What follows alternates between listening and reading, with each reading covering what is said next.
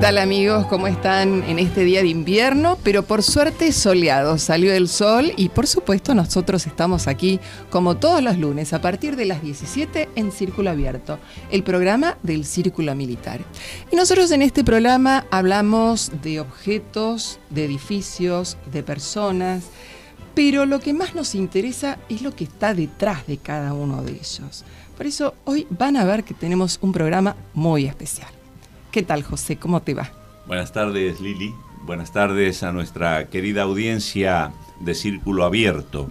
Hoy, en el Día de la Fuerza Aérea Argentina. Así es, los saludamos. En un 10 de agosto de 1912 se creó la Escuela de Aviación Militar y fue la primera en América Latina en su tipo, y tuvieron su bautismo de fuego en la Guerra de Malvinas y estuvieron aquí en nuestro programa algunos de esos pilotos heroicos, así es que para ellos nuestros saludos. Y sí, hoy vamos a hablar de las obras de arte del Palacio Paz. En rigor de verdad vamos a comenzar a contarles acerca de las mismas. En el Palacio hay una importante colección, pinacoteca, esculturas en mármol de Carrara, de Larcher, en bronce y en varios materiales.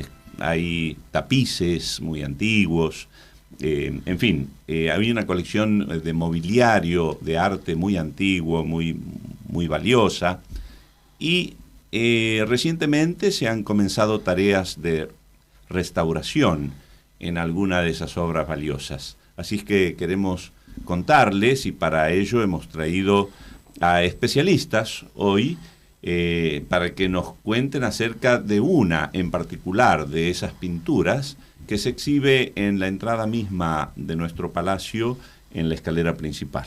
Así es. Bueno, por eso hoy nos visitan, nuevamente Alejandra González Ceballos. Ella es museóloga de nuestro Museo de Armas, y el coronel retirado Hugo Luo, que casualmente son matrimonio. Bueno, gracias por estar con nosotros nuevamente, Alejandra, por primera vez. Gracias a ustedes por Hugo. recibirnos.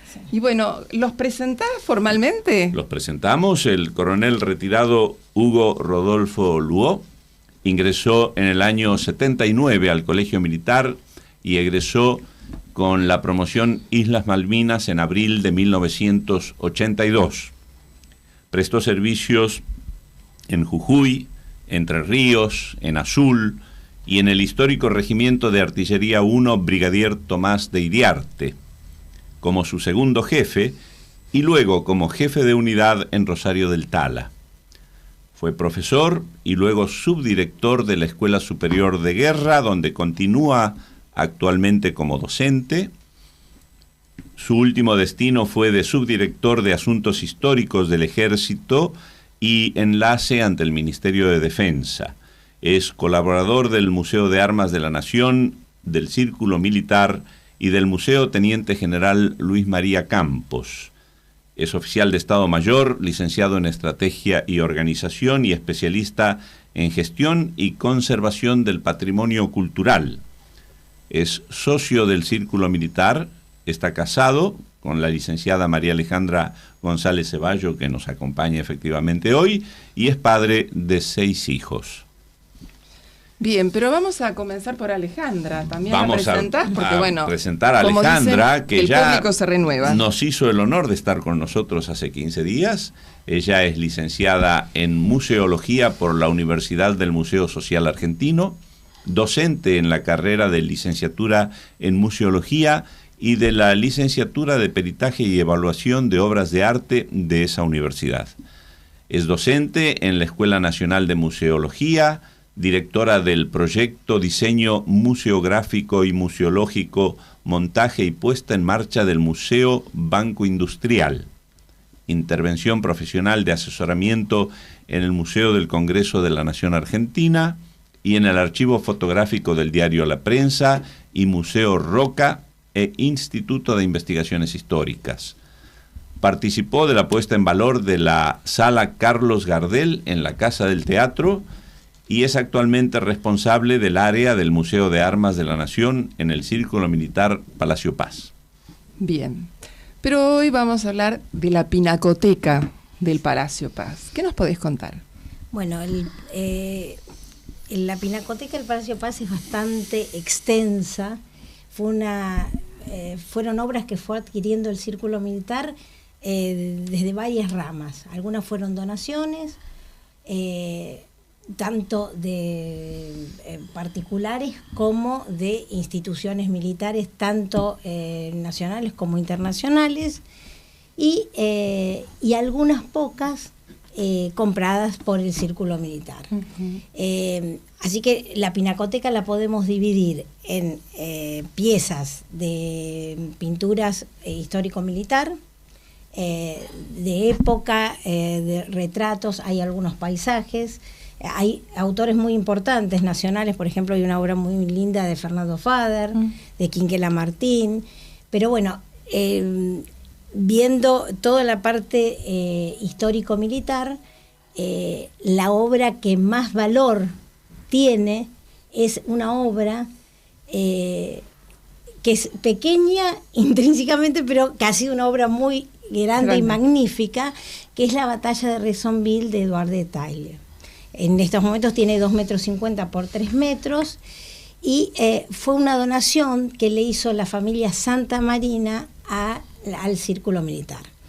Y bueno, y esa obra que hoy está, como bien dijo acá el coronel Castiglione, en la entrada al palacio, en su momento, bueno, tuvo una pequeña vandalización y fue restaurada hace unos años atrás. Uh-huh. Pero bueno, lo importante de esa obra es todo lo que conlleva y todo la historia hermosa que tiene atrás, que bueno, que es la que va a contar hoy el coronel Luo. Bien, bueno, entonces le damos paso al coronel Luo. Acá nos decía Adriana, Alejandra, la importancia que tiene dentro de la pinacoteca, pero tiene una importancia intrínseca también. ¿Qué nos puede contar? Bueno, yo cuando hablo del panorama de Rezonville, hablo de este cuadro. Hay toda una historia que uno se va colocando en una forma inmersa en lo que parece un cuadro. Yo normalmente lo titulo como Nada es lo que parece. Y si vemos la imagen del cuadro, vamos a ir viendo que hay un grupo de personas. El cuadro se titula La batalla de Rezonville. Sin embargo, yo no veo a nadie combatiendo. No veo una fracción orgánica que uno diga, esta es una unidad de combate. Es más, es bastante heterogénea. Hay un artillero de la guardia, hay un lancero, hay un dragón de la emperatriz, hay 2 oficiales de Estado Mayor. ¿De qué fracción estamos hablando? ¿De qué batalla? Porque ni siquiera llevan el sable desenvainado. Uno se va preocupado tratando de que no se le caiga porque vienen rápido, van llegando o huyendo de algo, pero no hay batalla. Y lo más interesante es que cada uno de los que está ahí es parte de una obra muchísimo más grande. En realidad, este cuadro nombrado La batalla de Rezonville es parte de un panorama que era un entretenimiento en esa época, cuyas dimensiones son enormes, tienen 120 metros de diámetro, y acá hay distintas versiones sobre su altura, que va entre los 14 y los 6 metros de alto. Esto es una pintura circular que se veía desde adentro de un mangrullo, una tarima, y uno quedaba inmerso en este panorama. Algo que parecería de esta época, ¿no? Porque uno piensa en una pieza así de 360 grados, bueno, quizás va más con las tecnologías actuales que con lo que se podía aplicar en aquella época, ¿no? Es verdad. Justamente es las primeras experiencias inmersivas, ¿no? Y este panorama es el panorama de la batalla de Rezonville, pero también es conocido como la tarde de Rezonville. Y cuando yo digo, ¿cuál batalla? Porque en realidad el autor toma la batalla a las 6 de la tarde, cuando están los extertores de la batalla. Ahí solo hay unidades de artillería que están llegando y reforzando. Hay un combate de artillería muy importante, pero la trama central es la reunión del comandante del sexto cuerpo, que es el mariscal Canrober, con el jefe, con el comandante de la Guardia Imperial, que es el general Bourbaki. Esta reunión es acompañada de estos dos comandantes con su Estado Mayor. El fragmento central es la cruz de Rezonville, son los dos comandantes que se van saludando, sacándose el kepi, el jefe del Estado Mayor y el cuadro nuestro donde está el Estado Mayor personal. El primero que está a la izquierda está nombrado como el capitán de la calle. El capitán de la calle en realidad sobrevive a la guerra y se va a convertir en el coronel Jean-Marie Sebastián Albert Horna de la Calle. Ese es el verdadero apellido. Y ahí vemos lo que sería el cuadro en realidad, el fragmento que hay acá. Que está en el círculo militar. En el Palacio Paz. Porque entonces este es un fragmento de los 115 fragmentos en que se terminó dividiendo esa obra monumental. Después vamos a hablar. ¿Y de esos hay otros en Argentina? Y hay uno en el Museo de Bellas Artes, hay otro en la Escuela Superior de Guerra, hay otro en Campo de Mayo que se fue descubierto hace muy poco. Estaba desde siempre, pero no se sabía. Que gracias al equipo de restauración del Círculo Militar descubrimos que estaba ese cuadro. Qué bueno. Acá nos tenemos a los participantes. Más grande. Y esto es la parte de descripción de un grabado donde está todo el panorama desarrollado y abajo están las referencias. Claro, en plano, digamos. En las referencias uno compraba esto, que es parte de un folleto que había, están referencias del lugar, de donde está cada una de las cuestiones, y cada uno de los principales participantes de este panorama. Claro, porque no es una creación, en realidad es una reproducción de una situación real. Es una reproducción de una situación real con los participantes reales, no es algo genérico, no son soldados anónimos, sí, sí. Es toda una cosa. Acá estamos interesante. Viendo una maqueta. Una maqueta, lo que vendría a ser un corte donde en la parte inferior se entraba por abajo al edificio, se subía un mangrullo y en una zona de cono de sombra quedaba uno inmerso en medio de la batalla. Sigamos a... Entre esa tarima y la tela había toda una construcción de cuestiones carretas rotas, que creaban el ambiente ya de la batalla. Una escenografía. Entonces, una escenografía, exactamente, que después vamos a ver cómo nos lleva al Teatro Colón esa escenografía. Sí. Acá están en la cruz central, el que está a la izquierda haciendo un esquicio es Eduard de Talle. El autor del cuadro. Uno de los autores. El de la derecha que está sentado es Alphonse de Neuville. Y ahora vamos a ver bien quiénes son los que participan en el cuadro. Y el que está a la derecha, sentado ya en el pasto, es Paul Mattei. Este panorama es todo un equipo de trabajo donde el cielo y los paisajes son pintados por Mattei como jefe de equipo, el cielo Bracconi y Desbrosse.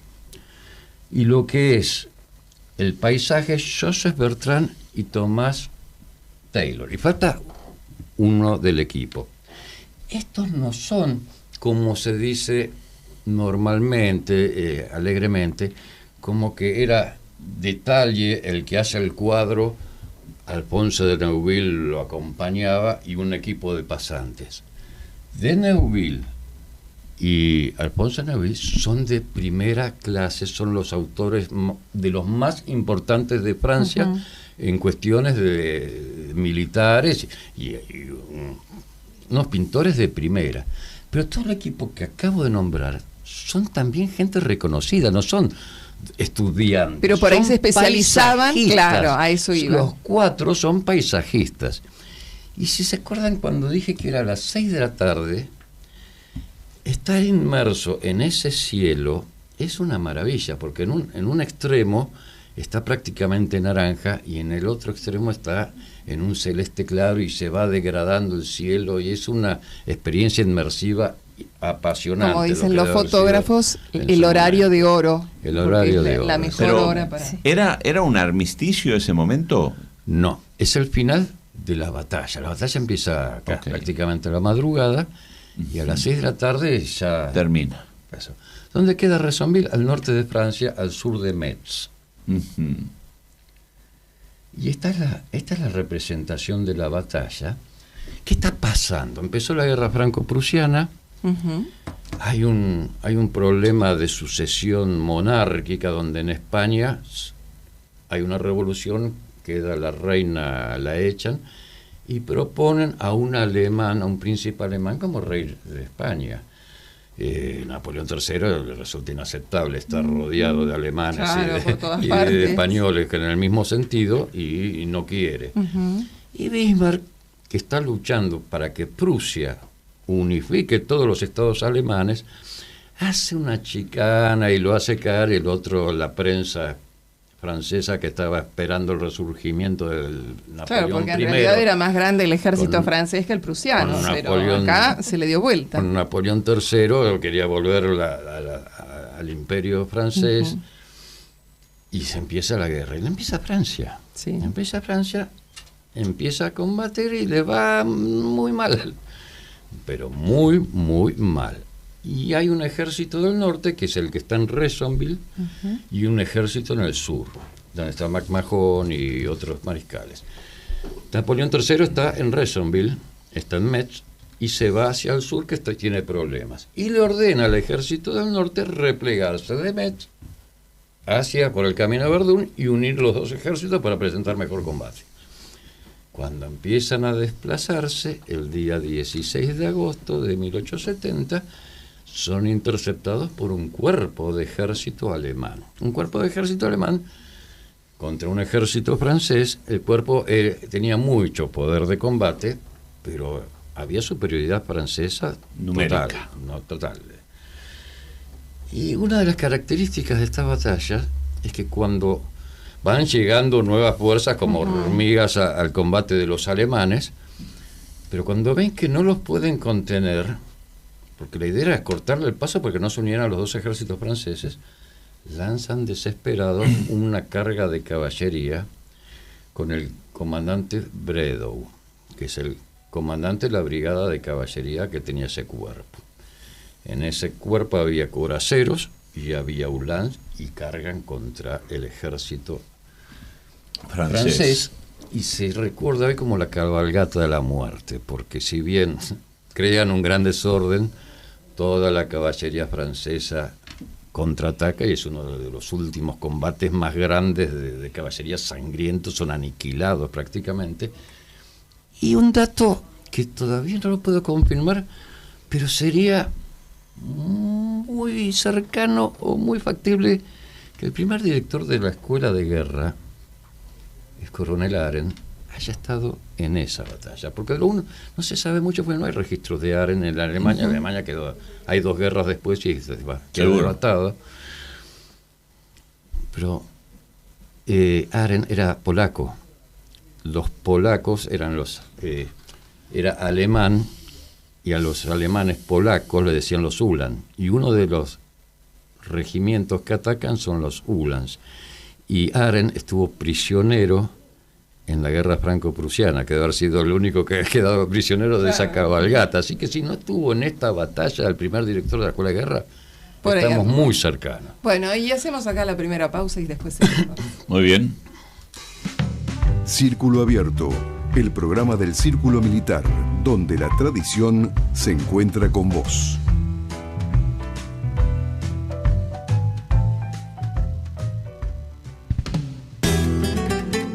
Abrimos una ventana para observar, descubrir y compartir.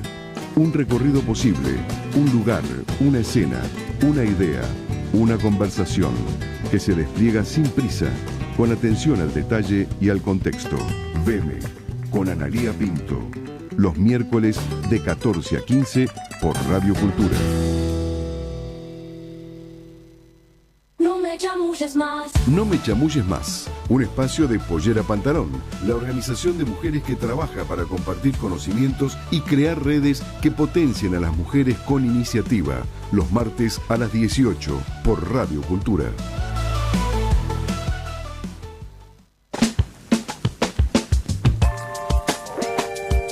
Radio Cultura. Bájate la aplicación y escuchanos online. Radio Cultura para iPhone, disponible en App Store. Bueno, y continuamos hablando acá con Hugo y estábamos hablando justamente del desenlace de la batalla y de la posibilidad de que el primer director de nuestra escuela de guerra haya participado o no. Es una hipótesis, pero yo creo que sí. Lo que sigue... Bueno, esa batalla es a las 6 de la tarde, en realidad ya pasó la batalla. Podemos ver la imagen de la que sigue. Exactamente, esta es la imagen que quería mostrarles. A la derecha, abajo, está el cuadro del círculo. Está la cruz de Rezonville y arriba están todos los fragmentos, donde están los dos comandantes, está el jefe de Estado Mayor y el que sigue es el Estado Mayor personal. Hacia la derecha es la Guardia Imperial, que es la élite de la élite del ejército francés. Hacia la izquierda está el comandante Canrobert, que es el comandante del sexto cuerpo, todo su Estado Mayor, sus escoltas y todos los que están ahí. Esta es la parte central y más importante del panorama. Es un fragmento también del panorama, y esta parte la hacen el cielo, los que nombramos, el fondo, y todas las figuras son hechas por Eduard de Talle, y en la otra parte todas las figuras están hechas por Alphonse de Neuville. Qué bueno. Pero esta gente son eruditos, no son pasantes, y llevan lo que es el panorama de ser un entretenimiento para la gente común a ser una obra de arte. Recibe un premio en el año 1889 en la Exposición Mundial de París, donde recibe un premio por la calidad que tenía el panorama como obra de arte. O sea que para un público entendido esto es una obra de arte, y para otra gente que va es como un entretenimiento. Es una de las primeras cuestiones inmersivas. Vemos la siguiente imagen. Dijimos que cada uno tenía nombre y apellido. El capitán de la calle en realidad es el coronel Jean-Marie Sebastián Aldo de Jorna de la Calle, que ha nacido en Martinica. Está en la Guardia Imperial. Cuando empieza la guerra está en una batería de la Guardia Imperial, del Regimiento de Artillería, en Versalles. Se es movilizado al campo de Chalon, donde se junta el ejército, y terminan combatiendo en Rezonville. Se termina retirando como coronel de artillería.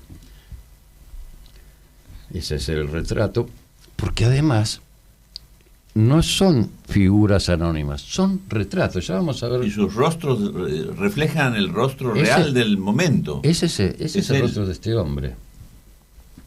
Acá está todo el Estado Mayor. Vamos a ir un poquito más rápido y vamos a detenernos en la próxima. Estos son los rostros de esta. Fíjense, sí.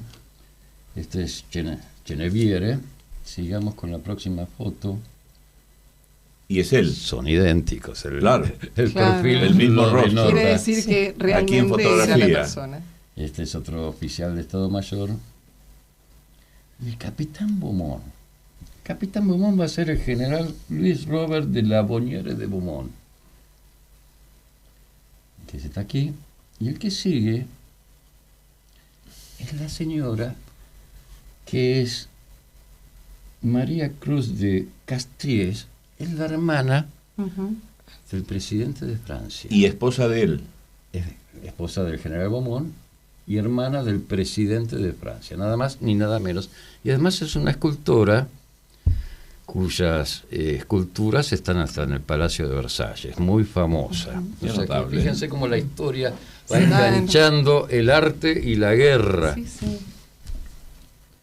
Este es Sancy Paradis. Y este es comandante de cuerpo que habíamos visto del lado de la cruz, que está saludándolo a Bourbaki, que está casada con Clara MacDonald. Tienen 3 hijos. Leila, la hija, se casa con un señor llamado Navacelle, y su hijo va a fallecer en la Primera Guerra Mundial. En la Primera Guerra Mundial. 1915. O sea que la descendencia, uno de los nietos de Canrover, muere en la próxima guerra. Bourbaki, ¿qué pasó después? Lo vamos a ver en la próxima. Pero no.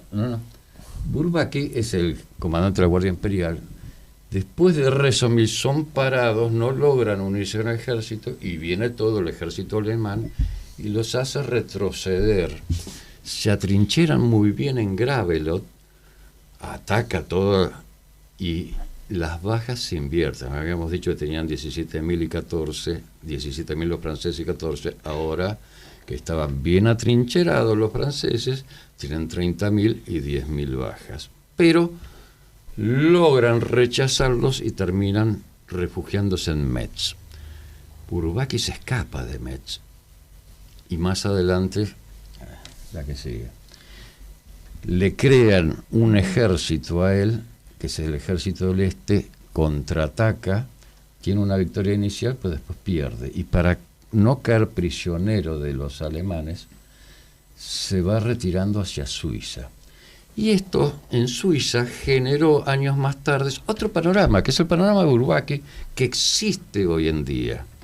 Y esta es la imagen de lo que es el panorama actual de Bourbaki. Es un tren, parece. Y acá vemos las figuras de cera. La señora es una restauradora, Lógico, ¿no es cierto? Claro, que forma pero esa el soldado escenografía. que le está dando un pan, que es un suizo dándole un pan al ejército que se está refugiando en Suiza, es una figura de cera. Lo mismo que a la derecha. Entonces, interesante, ¿no? Aparte pensar en el arte, en ese tipo de arte en aquella época. y vos ¿no? habías dicho de la escenografía y Sí. dijimos que nos faltaba uno del equipo todavía. Sigamos. Así, en Gravelotte, está el Museo de Gravelotte de la guerra de 1870, y es uno de los lugares que más fragmentos tiene. Tiene la cruz, lo tiene a Canrover, lo tiene Sí, porque increíblemente se ha fragmentado y se ha repartido, Sí, no sí. digo por todo el mundo, pero casi. Tiene el fragmento anterior al nuestro, donde está el general Haber, que es el jefe del Estado Mayor. ¿no es cierto? Exacto. Y están exhibidos en esas. Además tienen unas cuestiones impresionantes que tienen en una tablet. Uno va viendo el panorama desde Claro. la tablet. Es increíble. Claro. Y este es el general Henry, que está escrito con Y, pero es con I. Latina. No, está Y escrito es- con I latina, es con Y. Claro. Ok. Pierre Henry. Este señor es el jefe del Estado Mayor de Canrover. Ese día, el 16 de agosto, su hijo muere en Grechere, a 4 kilómetros de ahí. Hay una carta de él cuando cuenta el encuentro que tuvo la noche anterior y recuerda la mirada del hijo. Es Conmovedor. 2 días más tarde él va a ser herido en Gravelotte, pero sobrevive a la guerra. Esas son las historias que están inmersas dentro De la Claro. tela. Es que cuadro. cada protagonista tiene su historia personal. Sí. Es un poco lo que hablábamos, las Y las como historias vimos, detrás de las personas y de los Es un objetos. retrato. Este es el general Henry en fotografía. Ajá.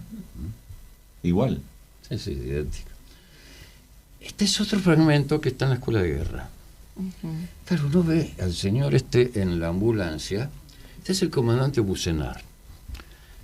El comandante Bucenard es Frédéric Bucenard y va a llegar a general de división de la promoción Saint-Cyr 32 y es el que más alto llega. Es oficial de Estado Mayor. Porque en Francia los oficiales de Estado Mayor eran como un arma. Sí. En la Saint-Cyr se recibían infantes, infantería de marina, caballería y oficial de Estado Mayor. Y este era el ayudante de Canrover que estaba al lado. Pero cuando sale el Estado Mayor hacia adelante, lo agarra una ráfaga de artillería y le hiere un brazo. Termina con el brazo amputado, que era la norma Cuando Claro, ante alguien una tenía herida, sí. destrozado un Ese miembro, herido que es transportado pierde el brazo. pierde el brazo. Sigamos, ahora lo vamos a ver acá en Robert cuando todavía tenía El brazo. los dos brazos. Hay una reunión antes de que se terminen yendo a... Cuando se está organizando el ejército, el general Canrover en un hotel hace una reunión para conocer el Estado Mayor. se toman Hay las una- fotografías. Hay una señorita dice, yo fui la última que estuve de brazo de el comandante Bucenar. Este es el boceto original De esa imagen que de esa veíamos imagen, recién. donde hay un hombre más al fondo. Sí, atrás. La que sigue. Dale. Si ven abajo a la derecha, Sí. fíjense las dimensiones del panorama, abajo a la derecha, y ven que hay un coso libre Sí. abajo, pero la tela es enorme. Ahí se ve la cabecita del hombre. O sea que estuvo pintado. Y después quizás lo En el restauraron original. y lo sacaron. Ah. Después se ve que en la vista general, es una teoría sin Ok. saber nada, el comandante Bucenar, que cuando se inaugura el panorama 20 años más tarde, es un comandante Claro, de Algeria, no es un... Claro. Se ve que se veía más la cabeza vendada que al De la otra comandante que estaba sufriendo. Y lo han Claro. sacado. Qué Lo han notable, sacado. ¿no? No está en el original. Claro, resalta notable. mucho. Está seguramente tapado por la debajo del pintura paisaje. Qué notable. Y acá llegamos casi al final, en el Museo Grévin de Cera, donde hay una representación, está Napoleón y hay una representación del panorama de Rezonville. El que está de blanco es Eduard de Talle, y todos los que están ahí es Cabanel, Jerome, todos los representantes de la pintura más importante de la escuela francesa están ahí. Esta es una foto parcial porque en realidad el esquema ahí están Clairin, Vivert y Carolus Durán, que están fuera de cuadro, cuadro, sí. pero está cuando se explica quiénes están en el cuadro. Quizás quienes participaron también en la pintura de... Estos no, Ah. el equipo de trabajo ya lo nombré. Estos son los amigos De- y son los principales. Y de ahí nos lleva a relacionarnos con Mucha, con Sarah Bernhardt, que son todos pintores de Sarah Bernhardt, que es una de las más importantes actrices de su Sí. época. ¿De qué año hablamos de esa fotografía?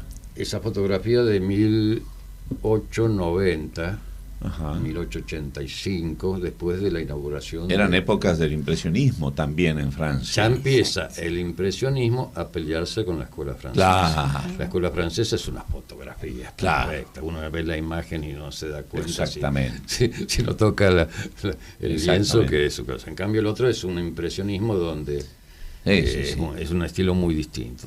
Empiezan a pelear, hay una resistencia hacia ese patriotismo exaltado que busca El reivindicar realismo. en la pintura la derrota espantosa que han sufrido. Esta fotografía es al pie del poste, a pie de poteau. Y es un fragmento del panorama de Champigny, que es el mismo equipo de trabajo, son los mismos autores, es precedente al de Rezonville. Ujú. Pero en la secuencia de la guerra, a la cual vamos a llamar el año terrible a partir de ahora, porque siempre todo empeora, ¿Y sí? y va empeorando hasta un nivel en que la guerra no fue lo peor que pasó. Esto es parte del panorama Champigny, que tenemos una reproducción en el Museo de Armas de la Nación con la vitrina de la artillería. Y justamente están los cañones que usaron los alemanes, y que es una gran causa de la derrota francesa. Los franceses no se podían mover a campo abierto. Lo vimos con la muerte del hijo de Henry, lo vimos con el brazo de Bucenar. Cada vez que se movían, no solo la artillería alemana era más numerosa, la duplicaba, sino que ya la transición hacia la retrocarga era muy superior. La masa de la artillería alemana era de retrocarga.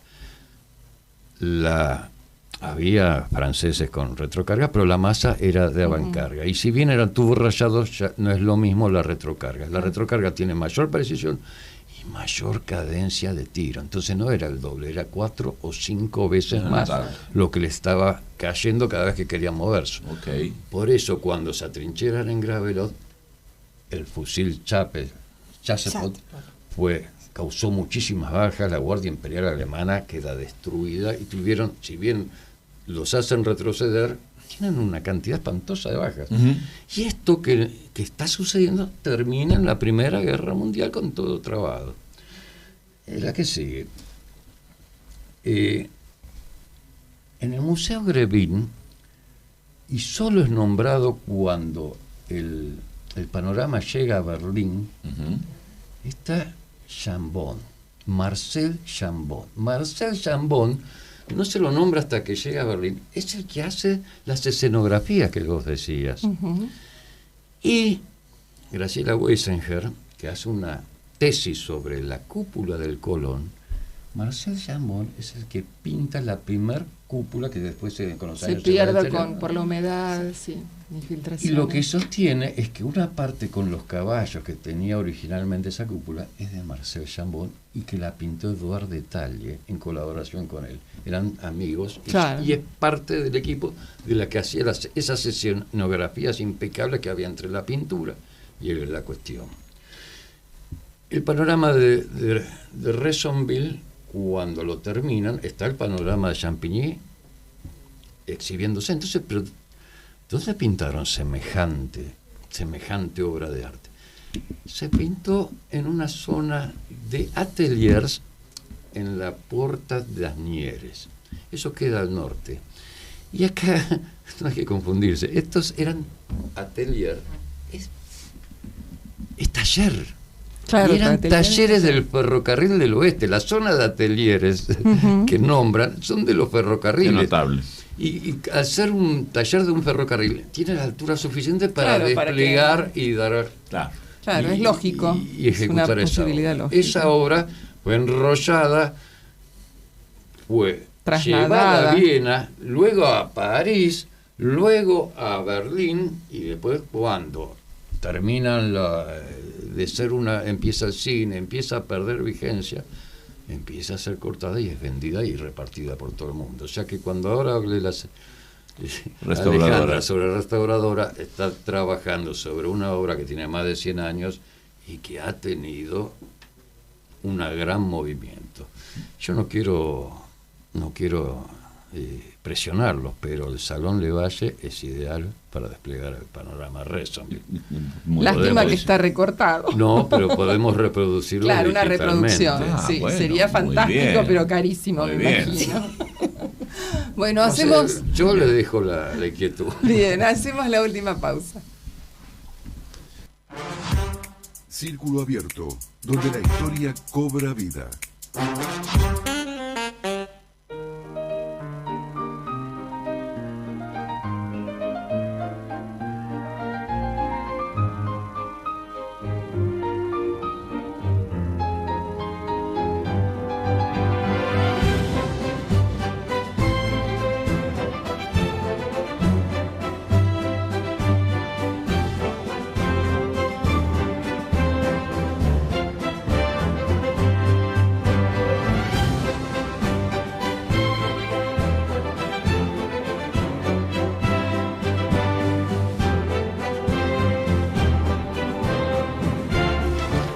Bien, y hablamos de restauración justamente, y acá el coronel dijo que íbamos a hablar con la restauradora y la tenemos acá, Alejandra Rinaldi. Gracias por estar. Rinaldini, ¿es? Sí, Rinaldini. ¿Qué tal? Gracias, Alejandra, por estar acá. No, acércate bien al micrófono. Muchas gracias a ustedes por la invitación. Bueno, te vas a presentar, José. Alejandra Rinaldini es arquitecta de la UBA. Integró el estudio Bianchi Croce Rinaldini hasta 1994. Es restauradora de pintura sobre caballete con cursos de perfeccionamiento en distintas áreas de restauro. Taller de pintura, taller de grabado y cerámica, taller de acuarela tanta tinta, taller de proyectos y taller de biomateriales. Especialización en prácticas artísticas textiles contemporáneas. Ha realizado trabajos en diversas instituciones, entre ellas el Círculo Militar. A lo largo de su trayectoria ha intervenido obras pertenecientes a iglesias, monasterios, edificios históricos, instituciones y colecciones particulares de Argentina y del exterior. Gracias por estar con nosotros. No, ustedes. Bueno, Alejandra, evidentemente este panorama pobre, y digo pobre porque ha andado de acá para allá y ha sido cortado y recortado. Creo que por un lado es bueno tener parte de una pieza, pero también es maltratarlo, este recorte que se va haciendo, ¿no? No sé, o sea, no le quedaba otra por ahí, por eso sucedió, y gracias que alguien lo quiso rescatar por ahí en distintas partes. Pero bueno, mucho más interesante es reconstituir toda la historia, ¿no? Un panorama de estos, cómo se mantenía en esa época, en tantos años después. Pero bueno, el cuadro estaba mal ubicado realmente, porque estaba a la mano de todo el mundo ahí en el ingreso. En el palacio. En el ingreso. En el ingreso, en la escalera, estaba justo a mano para un accidente de limpieza, para cualquier tipo de...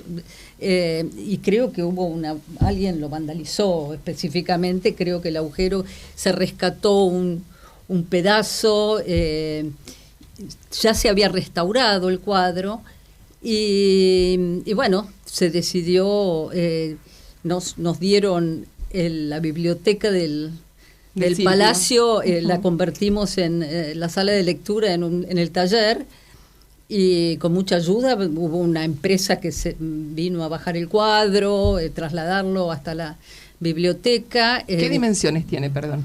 3 metros, alrededor de 3 metros por 2,50. Es una pared. Ahí vemos el cuadro. Bueno, ese cuadro es una dimensión importante. Es grande. Sí, y debe ser pesado. ¿En qué cómo está hecho? ¿Con qué pintura? Es pintura al óleo, sobre cáñamo, tenía alargues es en los bordes se ponen alargues para poder tensar alrededor de los bastidores. El peso de esa misma tela tan grande hacía que estaba desprendido el alargue arriba, claro. Había unos tajos debido al peso, digamos. Sí, después también había una serie de agujeros, sobre todo el borde superior y un lateral, que correspondían a, creo que parte de un trabajo ¿cómo se llama? Que estaba clavado algún bastidor en la época que era panorama. Sí, ahí la imagen que vemos ya es el trabajo restaurado por ustedes. Claro, y con marco. Sí. Con marco. El marco sí, lo resguarda también, en cierta forma. Bueno, a ver si hay otra. Sí, ahora vamos a ver el detalle ese, por ejemplo, dentro de una faltante, había un agujero en una de las piernas de mano derecha, para digamos. Dar una idea, ¿qué dimensiones tenía ese orificio? 7-8 centímetros centímetros. Sí, más o menos. Se había rescatado un pedazo de eso, estaba rescatado, no sé si está la otra foto. A ver la otra. Que parte posterior. Claro, pero la parte oscura es el original, el pedazo que se rescató. Uh-huh. Después hubo que hacer un injerto con otra tela porque no estaba todo el pedazo. Y todos esos hilos, en realidad tuvimos que... La logística de trabajar con una cosa tan grande, uno cuando trabaja y restaura un agujerito en algún cuadro, lo tiene que dar vuelta y de vuelta. Acá había que hacer una logística para que... ¿Y cómo lo hicieron? ¿Con el cuadro parado? ¿Cómo...?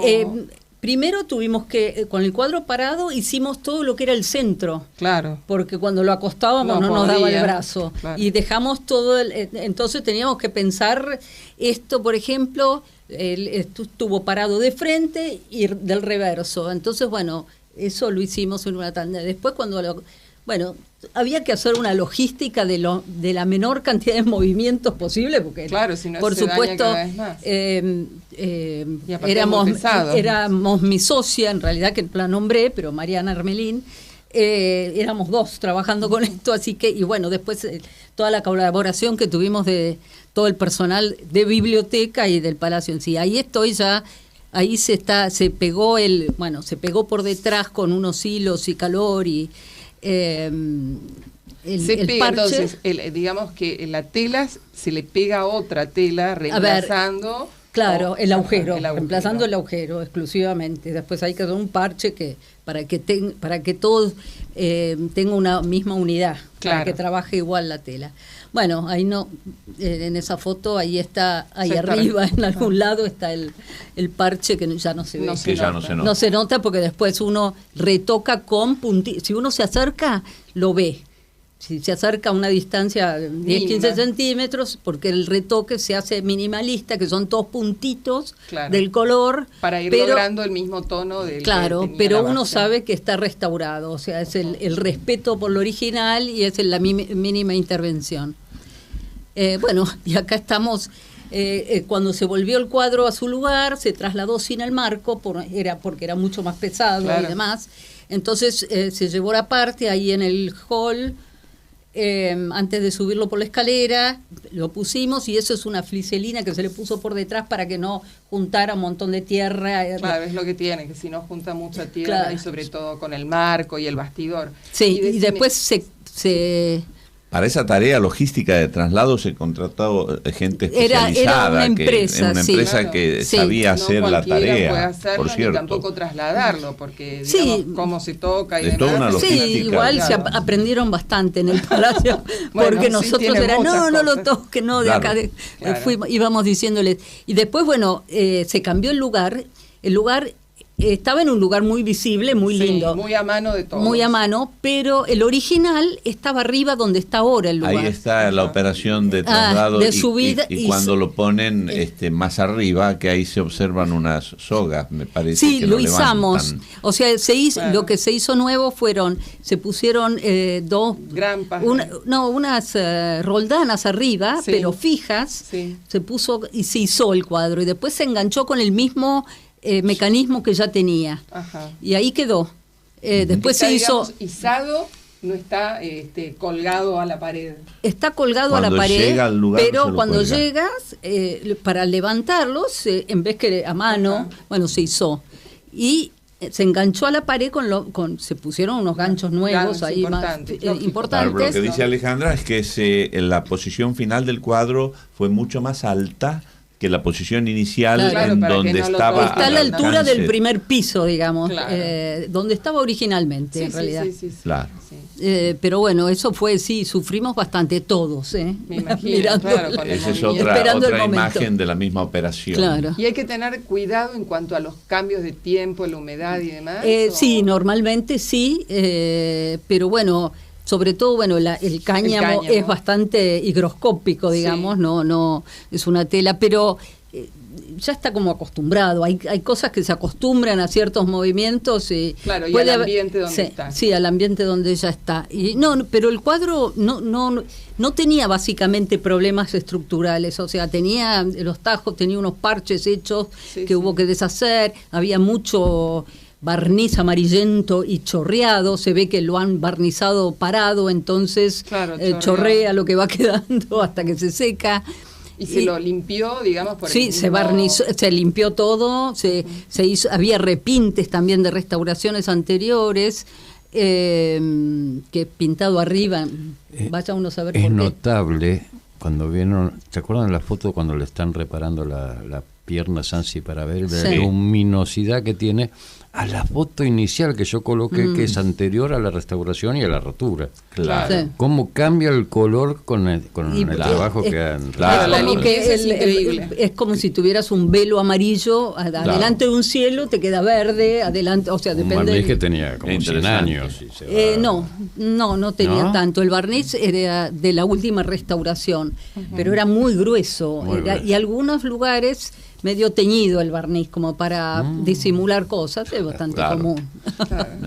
Fue una tarea de restauración muy importante que luego continuó con otros cuadros que van a ser objeto de otros programas, porque el tiempo se nos agota, pero es loable iniciativa de restauración de algunas obras, como la Alegoría de la Victoria, la de Julio Argentino Roca, la de Quinquela Martín. Vamos a hablar de todo esto en otros programas, porque ha sido muy, muy, muy importante la tarea que han llevado a cabo estos años. Bueno, presentamos ahora la agenda cultural y les Sí, agradecemos cómo no. la No, participación a ustedes. de presentarnos tan lindo trabajo. Bueno, en primer lugar, si me permiten, vamos a saludar a los del cumpleaños de esta semana. ¿Cómo no? Dos que tenemos acá justamente presentes. están presentes, porque el 7 de agosto cumplió años Hugo y el 8 de agosto cumplió años su esposa, María Alejandra. Mirá. Así que nuestros saludos para ellos, Para que ambos. justamente acaban de cumplir años, anteayer y el día anterior. Felicidades. Muchas gracias. Y ahora sí, les comentamos sobre la agenda semanal que está en pantalla. Para los que deseen ver el Palacio, tenemos visitas guiadas mañana, martes a las 15:30. El miércoles a las 19 horas tenemos show de tango, que ahí vemos los bailarines, espectacular el show de tangos, merece ser visitado. El día jueves tenemos visita guiada también con Alicia Merlico. Y lo que no está figurando el fin de semana merece ser destacado, que además del desayuno con historia de Lázaro y de los sábados, tenemos el domingo 2 visitas guiadas, una a las 15 y otra a las 16. La de las 16 horas es con lírica, y a las 17 y 19:45 tenemos el show de gala lírica en el Palacio Paz con tributo a Pink Floyd. De modo que están todos invitados el domingo a los programas del Círculo Militar. Bueno, bien variada la agenda cultural y para aprovecharla. Y así llegamos al final de este programa. Creo que les habrá gustado y esto, bueno, como dijimos, da pie para un segundo programa donde vamos a hablar del resto de las obras de arte que tenemos y cómo es su mantención y su restauración. Los esperamos entonces, como siempre, el lunes a las 17 aquí en Radio Cultura en Círculo Abierto. Chao.